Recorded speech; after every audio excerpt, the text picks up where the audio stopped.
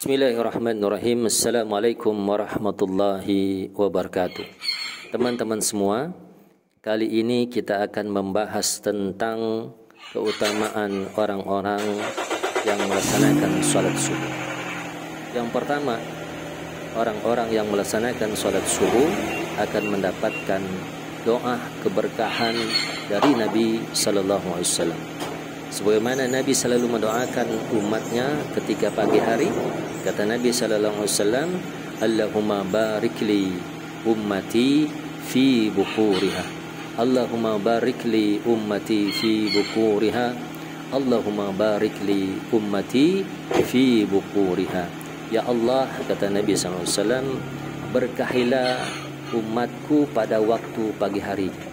Ya Allah, berkahilah umatku pada waktu pagi harinya. Ya Allah, berkahilah umatku pada waktu pagi harinya. Dan kita sebagai umat Nabi sallallahu alaihi wasallam harusnya bersegera untuk melaksanakan apa yang menjadi sunnah, apa yang menjadi kewajiban kita, yakni sholat subuh, apalagi dengan berjamaah di masjidnya Allah SWT.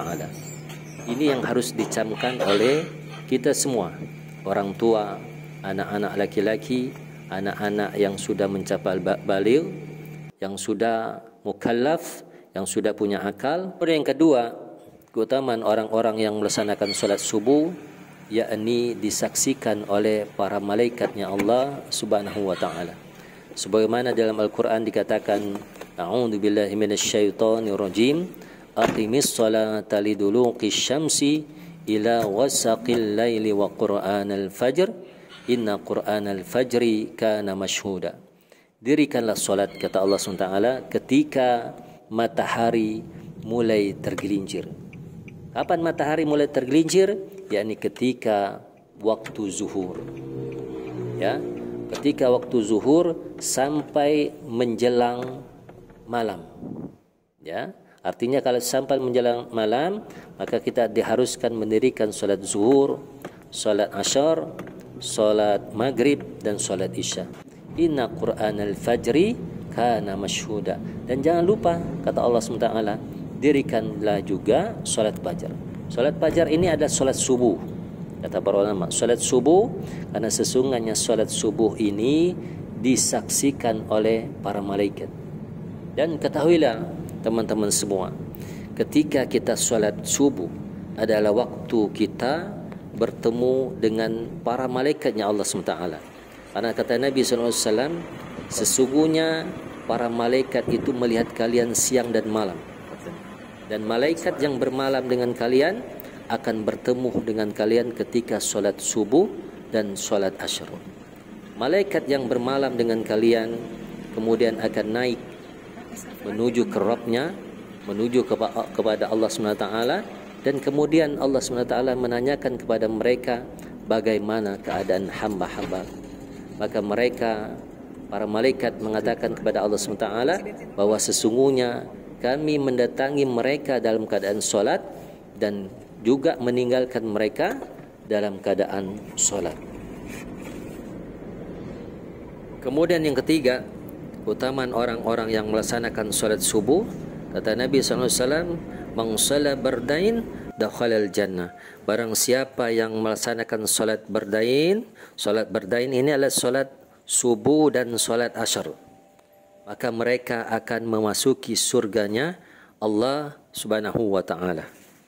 Kemudian yang keempat, kata Nabi SAW, tidak akan masuk neraka orang-orang yang melaksanakan solat sebelum terbitnya matahari, yakni solat subuh, dan sebelum tenggelamnya matahari, yakni solat asyar. Ini 4 keutamaan di antara banyak keutamaan yang lain. Kemudian yang kelima, keutamaan orang-orang yang melaksanakan solat subuh, kata Nabi SAW dalam hadis yang sahih, man shalla isya ma'al jama'ah, ada fi jama'ah, fa ka'annama qama nisfal lail, wa man shalla subha ma'al jama'ah fa ka'annama shalla laila kullah.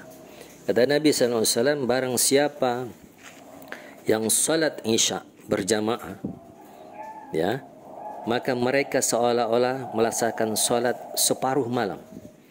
Jadi kita mendapatkan pahala seolah-olah kita ini salat dari mulai habis Isya sampai jam 12 atau jam 1 malam. Maka separuh malam itu dihukumi sama Allah SWT dengan pahala seperti kita salat separuh malam.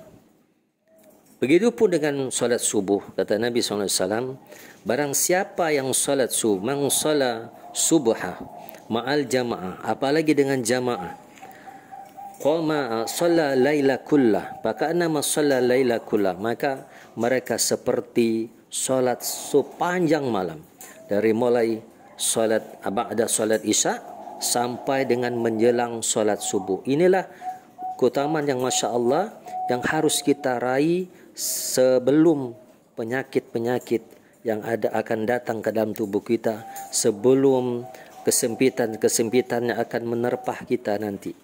Dan kita tidak tahu kapan kesulitan, kapan sakit, kapan kesempatan itu akan diberikan Allah kepada kita semua. Kemudian yang selanjutnya, yang ke-6. Yang ke-6, kata Nabi SAW, barang siapa yang salat subuh, maka dia berada dalam jaminannya Allah SWT. Maka oleh karena itu jangan sampai Allah menuntut sesuatu kepada kalian dari jaminannya. Karena siapa yang Allah tuntut dengan jaminannya, pasti Allah akan menemukannya dan Allah akan menelungkupkannya di atas wajahnya ke dalam neraka Jahannam. Maka dari itu kita harus selalu berusaha untuk melaksanakan salat subuh, apalagi dengan berjamaah, karena merupakan salat subuh ini merupakan jaminan dari Allah SWT untuk orang-orang yang beriman. Dan ketika jaminan itu diambil oleh Allah SWT, maka Allah akan pasti mengetahuinya dan pasti Allah akan menemukannya. Dan ketika Allah menemukannya, maka Allah akan telungkupkan wajahnya ke dalam neraka Jahannam. Na'udzubillah min zalik, saudara. Kemudian keutamaan selanjutnya, yakni ketika kita melaksanakan solat subuh, yakni kita mempunyai kesempatan untuk mendapatkan dunia dan seisinya. Bagaimana dikatakan kita akan mendapatkan dunia dan seisinya? Kata Nabi SAW, raqatul fajri khairum minad dunya wa ma fiha. Barang siapa yang melaksanakan solat 2 rakaat sebelum solat subuh, maka mereka mendapatkan dunia dan seisinya. Artinya kita akan mendapatkan rahmat Allah SWT, akan mendapatkan keberkahan Allah SWT dalam menjalankan kehidupan kita selanjutnya. Dan ini adalah jaminan dari Allah SWT, bukan jaminan makhluk, bukan jaminan dari orang-orang yang kita bekerja kepadanya. Ini adalah dari pemilik ars, pemilik bumi ini, pemilik langit ini, pemilik kerajaan yang ada di langit maupun yang ada di bumi ini. Kemudian teman-teman semua, yang terakhir dari banyaknya keutamaan orang-orang yang melaksanakan salat subuh ini, yakni mereka yang melaksanakan solat subuh ini berpeluang mendapatkan pahala haji dan umroh. Yang kalau kita tidak punya biaya, tidak punya materi untuk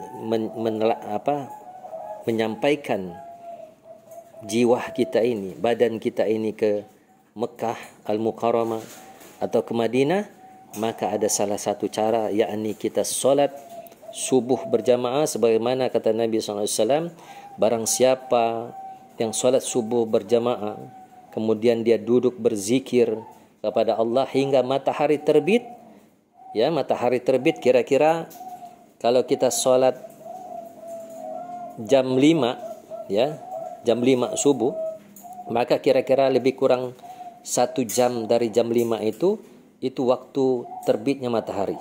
Kemudian terbitnya matahari itu kita lantas solat 2 rakaat, kata Nabi SAW, maka bagi dia, kata Nabi SAW, pahala haji dan umroh yang sempurna, sempurna, sempurna. 3 kali Nabi SAW mengatakan ini.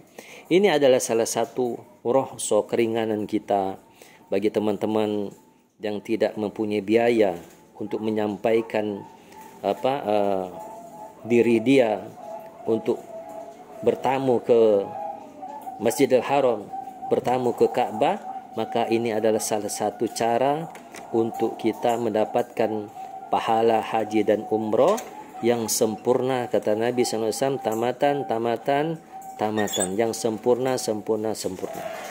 Inilah teman-teman semua, dari sekian banyak keutamaan orang-orang yang melaksanakan salat subuh ini, mudah-mudahan kita selalu diberikan kekuatan, mudah-mudahan kita selalu Allah berikan kekuatan, hidayah untuk melaksanakan salat subuh dengan berjamaah, terkhusus bagi laki-laki yang sudah berakal, bagi laki-laki yang sudah menjelang kematian. Dan ini harus saya katakan bahwa orang-orang yang sudah menjelang 60 tahun, 70 tahun, yang ajalnya setiap saat bisa datang kapan saja, maka inilah saatnya kita untuk bermunajat kepada Allah SWT. Mudah-mudahan Allah SWT memudahkan hatinya, memudahkan langkah-langkah kakinya untuk menuju masjidnya Allah SWT.